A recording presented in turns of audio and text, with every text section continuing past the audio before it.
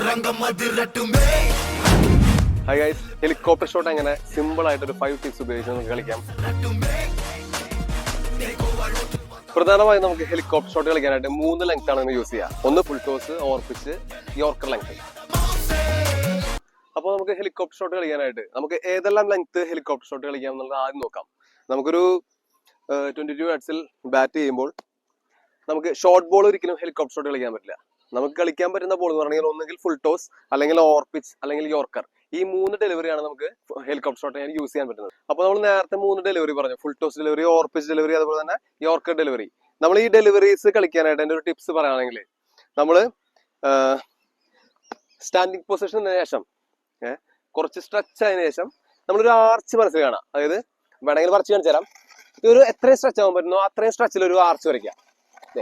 നിങ്ങൾക്ക് നോക്കിയാൽ മനസ്സിലാവും.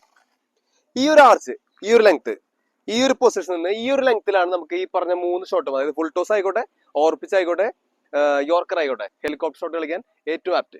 അപ്പൊ നമ്മുടെ രണ്ടാമത്തെ ഇമ്പോർട്ടന്റ് ആയിട്ടുള്ള പോയിന്റ് നമ്മുടെ ലെഗ് പൊസിഷൻ ആണ്. കാരണം ഒരു ഹെലികോപ്റ്റർ ഷോട്ട് കളിക്കാനായിട്ട് നമ്മുടെ ലെഗ് പൊസിഷൻ എങ്ങനെയാണെന്ന് നമുക്ക് നോക്കാം. ഓക്കെ, നമ്മൾ ക്രീസിലേക്ക് വന്നു. ഇപ്പോൾ ലെതർ ബോൾ ക്രിക്കറ്റ് കളിക്കുന്ന ഒരുവിധം എല്ലാ ബാറ്റ്സ്മാൻമാർക്കും ലെഗ് പൊസിഷൻ നമ്മുടെ ഷോൾഡർ അലൈൻമെന്റും ഈക്വലന്റ് ആയിരിക്കും. പക്ഷെ ഹെലികോപ്റ്റർ ഷോട്ട് കളിക്കാനായിട്ട് കുറച്ച് ഈസിയസ്റ്റ് വേണമെന്നുണ്ടെങ്കിൽ നമ്മൾ കുറച്ച് ഓപ്പൺ അപ്പ് ആയി നിൽക്കുക.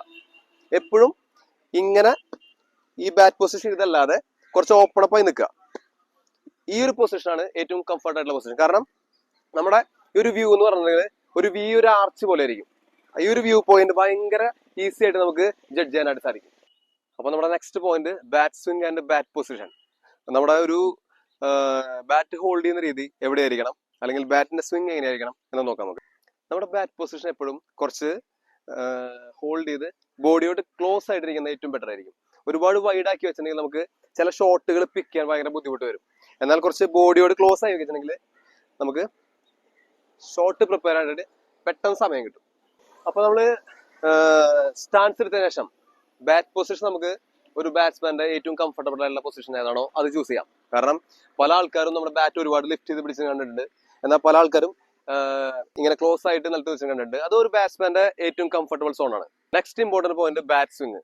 ഒരു ഹെലികോപ്റ്റർ ഷോട്ട് കളിക്കാൻ വളരെ ഇമ്പോർട്ടന്റ് ആയിട്ടുള്ള ഒരു പോയിന്റ് ആണ് ബാറ്റ് സ്വിംഗ്. കാരണം നമ്മൾ പൊസിഷനിലേക്ക് വന്നതിന് ശേഷം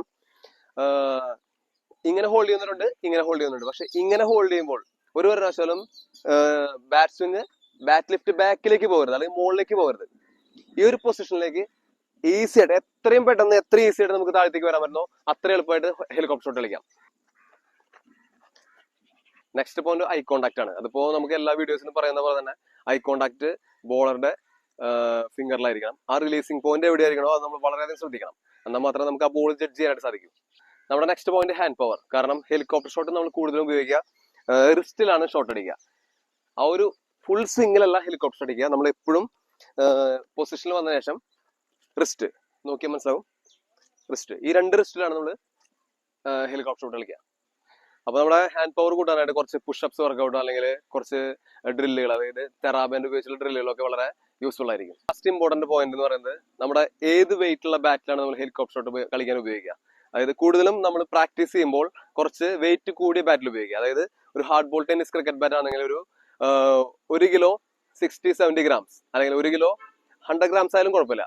കാരണം നമ്മൾ ആ ബാറ്റിൽ ഹെലികോപ്റ്റർ ഷോട്ട് കളിക്കാനായിട്ട് നമ്മൾ പ്രാക്ടീസ് ചെയ്യുമ്പോൾ നമുക്ക് എത്രയും ബാറ്റ് സ്വിംഗ് വളരെ സ്ലോ ആയിരിക്കും. എന്നിരുന്നാലും നമുക്ക് കുറച്ച് ലോവസ്റ്റ് അല്ലെങ്കിൽ മീഡിയം ബോൾ വരുമ്പോഴൊക്കെ വളരെ ഈസി ആയിട്ട് പിക്ക് ചെയ്യാനായിട്ട് സാധിക്കും. അതുപോലെ ഒരുപാട് പേർക്ക് സംശയം ഉണ്ടായിരിക്കാം, നമ്മുടെ ഈ റീച്ചിലുള്ള ബോള് ഔട്ട്സൈഡ് ഓഫ് വൈഡ് ലൈനുള്ള ബോൾ നമുക്ക് ഹെലികോപ്റ്റർ ഷോട്ട് കളിക്കാൻ പറ്റുമെന്നത്. അതൊക്കെ ഒരു ബാറ്റ്സ്മാൻ റീച്ച് പോലെ ഇരിക്കും. കാരണം ഇപ്പോ ഓരോ പ്ലേയേഴ്സിനും റീച്ച് വ്യത്യാസമായിരിക്കും.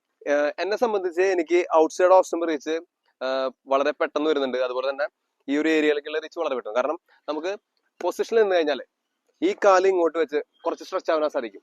അപ്പോൾ ഈ ഒരു റീച്ചും കിട്ടും, അതുപോലെ തന്നെ ഈ ഒരു റീച്ചും കിട്ടും. ഇതെല്ലാവർക്കും ഈസി ആയിട്ട് പറ്റുന്ന ഒരു ഷോട്ടാണ്. അതുപോലെ തന്നെ ഔട്ട്സൈഡ് ഓഫ് സ്റ്റംപ് വരുന്ന ബോൾ നമുക്ക് ജഡ്ജിന് ശേഷം കുറച്ച് സ്ട്രെച്ച് ആയതിനു ശേഷം ഈ ഒരു ഷോട്ട് കളിക്കാം.